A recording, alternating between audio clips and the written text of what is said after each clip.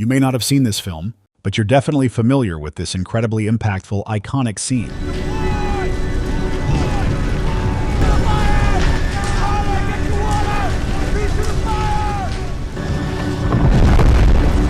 As a 1,000-degree heat wave sweeps over, the temperature inside the fire shelter soars to 2,000 degrees, tightly intertwining the firefighters' fates with a truly life-or-death struggle. Once the blaze subsides, the medical team rushes to the scene, finding nothing left but a pile of charred tools. This is Only the Brave, the true story of the 2013 Arizona wildfire disaster. As one of the earliest wildland firefighting crews to employ the fight fire with fire strategy, while others were extinguishing fires, they were starting them. When terrifying flames devoured vast forests, these firefighters would deliberately ignite a controlled burn in the fire's path, creating a firebreak. Then they would clear all vegetation within 100 meters, ensuring there was nothing left to burn when the main fire arrived, effectively boxing in the relentless blaze. However, this incredibly effective firefighting method was considered absurd by many professionals. Despite their top-tier skills, they couldn't be certified as a Type 1 crew. Their pay was less than half that of higher-ranking teams, leading to members being poached for better wages every year. As captain, Eric was constantly forced to recruit fresh blood. Desperate to fill the ranks, the quality of applicants varied wildly, including rookies who'd never fought a fire before and a struggling addict, Brendan. Clown was in my EMT course. Serious burnout. Brian, right? It's Brendan.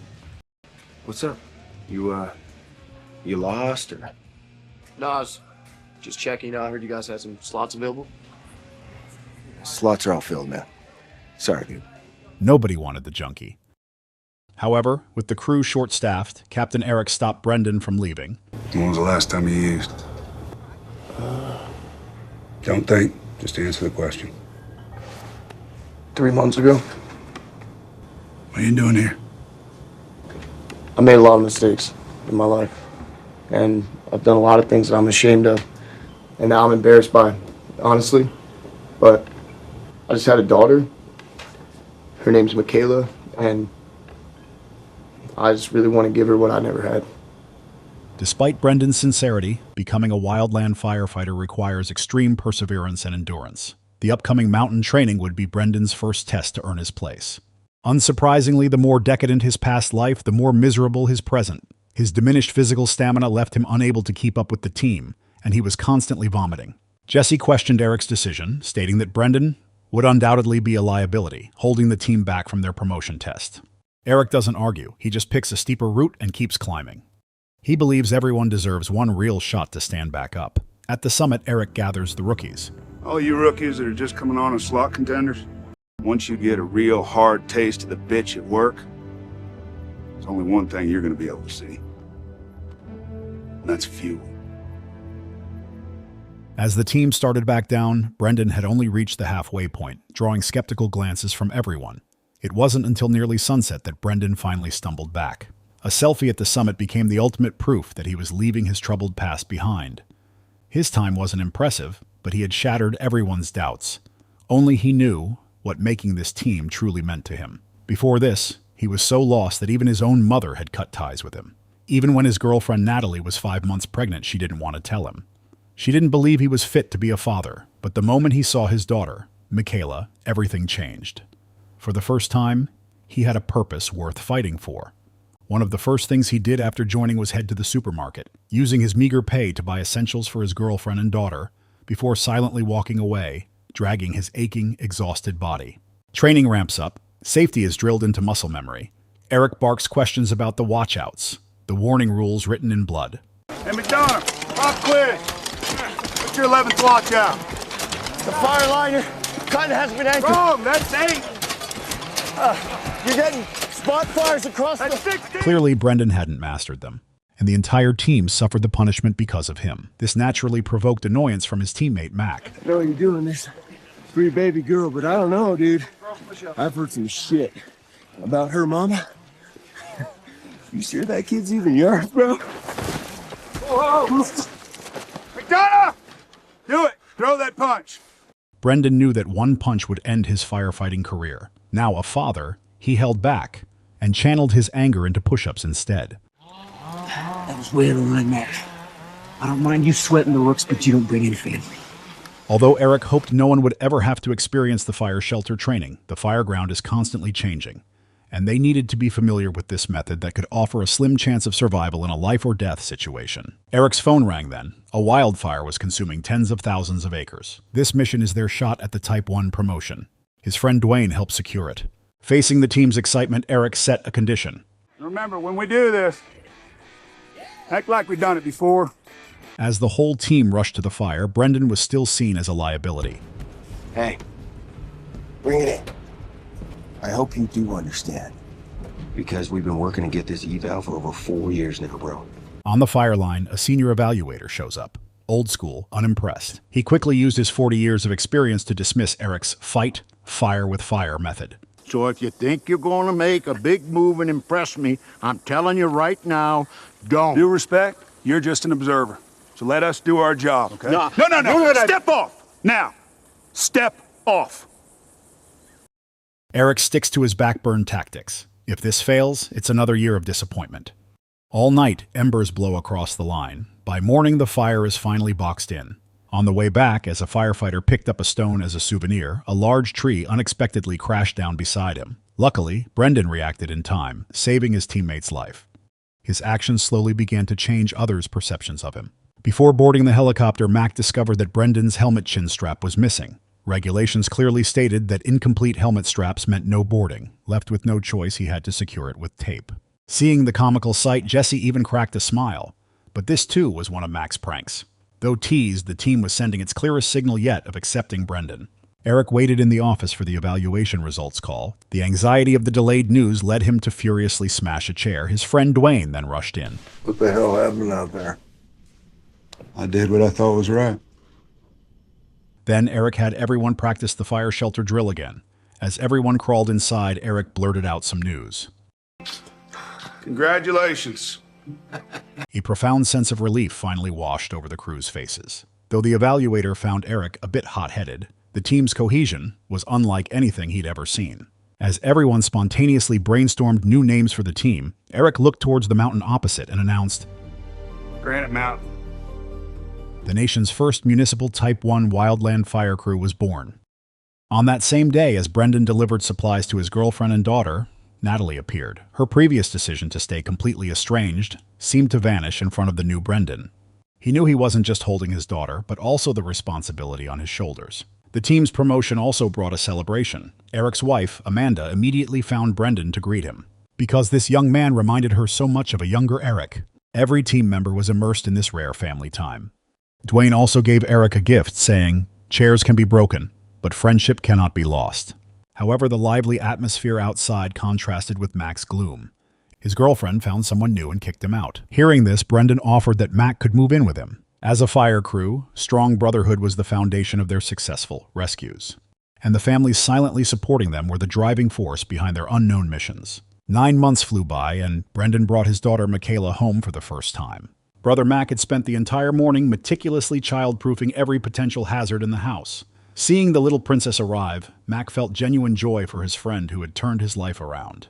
However, that night, his daughter's persistent high fever quickly overwhelmed the two grown men. Thankfully, his teammates returned just in time to put their minds at ease. It was only then that Brendan realized just how difficult raising a child truly is.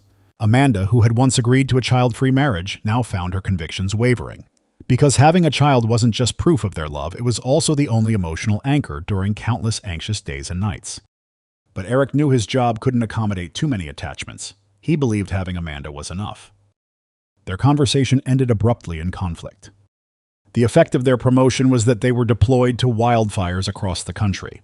Although danger was everywhere, they remained enthusiastic. Sometimes, clumsy air tankers would add to their challenges. A misjudgment of the fire's location forced the Granite Mountain crew to establish a new fire break. However, when you become everyone's hero, caring for your own small family gets squeezed. Every time Brendan saw his daughter Michaela, he had to spend a lot of time breaking down her unfamiliarity with him. And fires always interrupted these precious moments without warning. One day, the crew received a special assignment. They not only had to battle the inferno, but also protect the 200-year-old, nationally protected tree. So their task for the day was to clear all of vegetation within 10 meters of the tree, creating a fire break, then ignite a backfire outwards. When the two fires met and disappeared, a cleared fire break had starkly separated life from death. The Hotshots, having once again achieved a feat, excitedly documented this proud day. But just after fending off the massive blaze, Brendan was attacked by a rattlesnake. The potent venom quickly entered the wound, and excruciating pain shot through his entire body. Yet he refused the doctor's offer of morphine for pain relief, and so he endured the treatment without any pain relief. His good friend Mac rushed to the hospital without even going home, and his day's exhaustion made him snore loudly. Brendan quickly woke him, telling him to go home and wash off the stench of smoke. As he left, Mac gave Brendan a big gift, the rattlesnake he'd spent 40 minutes catching. As the culprit, he believed it would bring his friend good luck. Brendan's mother and Natalie also arrived at the hospital. While his mother was proud of the man her son had become, seeing granddaughter Michaela grow day by day made her feel Brendan should consider a less dangerous job. Not long after, the entire crew threw a recovery party for Brendan at the same bar that had once been so unwelcoming, but the lively atmosphere only brought Brendan's worries to the surface. He found Eric outside and, after expressing his gratitude, confessed his desire to leave, hoping the captain could recommend him for a job with the city fire department. But Eric showed unprecedented anger. He believed Brendan was different from others. If he left here, he might easily fall back into his old ways. Seeing all this, Amanda questioned Eric on the drive home. So why are you so pissed at this kid? A year ago, he was a junkie. Tonight, he's a hero. Okay, so you're pissed because you think he owes the job something more than his own daughter. I didn't say that. Oh, maybe it's because he made the choice that you're avoiding. The same old problem, another bitter parting. Eric went to his friend Dwayne's house, and facing his mental turmoil, his friend offered guidance. You have to ask yourself, what is it that you can't live without and can't bear to lose even in death? Woken up by the words, Eric returned home, and seeing a tear-stained Amanda, he made a compromise. The next day, a sudden wildfire broke the lingering warmth of their morning. If the mission was quick, he might even make it back for dinner with Amanda. On the way, Eric mentioned that this would be his last year, and if Jesse was willing, he could take over his position. As the Granite Mountain Hotshots were most familiar with the local conditions, they were naturally assigned to the front lines. Arriving on scene, without wasting a minute, the crew immediately began digging fire breaks. Eric also called Brendan aside and apologized for last night. While the men on the ground raced against the fire, the air tanker above coincidentally made another error, once again spraying water in the wrong place. The wet ground forced Eric to change their position to a new ridge, to dig a new fire break. Before relocating, Eric gave the less risky task of watching the perimeter to Brendan, who hadn't fully recovered. Sitting in another crew's vehicle, Brendan said goodbye with the customary farewell he shared with his teammates. As the dust swirled, it seemed to carry a premonition of tragedy. Brendan constantly monitored the wind and fire's direction, but sudden shifts in weather are always a potential crisis in this job. It changed in just 10 minutes. The wind direction shifted, quickly sending the fire spreading towards Brendan's position. He was ordered to retreat to a secondary safe point, but everyone seemed to have underestimated the wind's speed this time. Brendan had barely arrived when he found the second fire break already compromised. The walkie-talkie was experiencing interference, but thankfully, the driver who dropped him off arrived just in time. As they fled the danger, they reported their safety. Relieved for a moment, Eric also noticed the ferocious speed of the wind. With other crews retreating, Eric realized the Granite Mountain Hotshots were the only hope to save the town. The crew pushed forward, planning to reach a third evacuation point down the mountain to stop the blaze, but their pace seemed to be outmatched by the rapidly spreading fire. The flames were upon them in an instant, and Eric realized time was running out. Both the path forward and backward were swallowed by the fire. He immediately ordered everyone to set up a fire line where they stood. The merciless fire cut off their communication with the air tanker, which flew overhead, carrying the crew's hopes with it. Watching the rapidly approaching fire, Eric could only tell his crew to prepare for the last resort he always hoped to avoid, but now had no choice but to use the fire shelter. They tear open their fire shelters, drop to the ground, feet toward the flames, and sealed themselves inside silver cocoons of their last hope. After the flames pass, medics finally reached the site. Scattered badges, melted tools, twisted aluminum shells. The ground itself feels like it's mourning. Only Brendan walks out of that scorched earth. As he enters the gym, covered in dust, facing the hopeful families, the realization shatters him. The wailing of 19 broken families brings his survivor's guilt to a peak. He cries out, Should have been me. I'm glad that you're alive, Brendan. Eric is too. That sentence becomes his redemption, his permission to keep living. In the film's final moments, Brendan takes his daughter to the ancient tree they once swore to protect. The tree still stands tall, just like the souls of those 19 brothers. This is only the brave. It doesn't force the emotion. It pierces your heart with raw humanity. Heroes come from anywhere. They lived, they loved, they fought, and in the end, they became part of the mountains.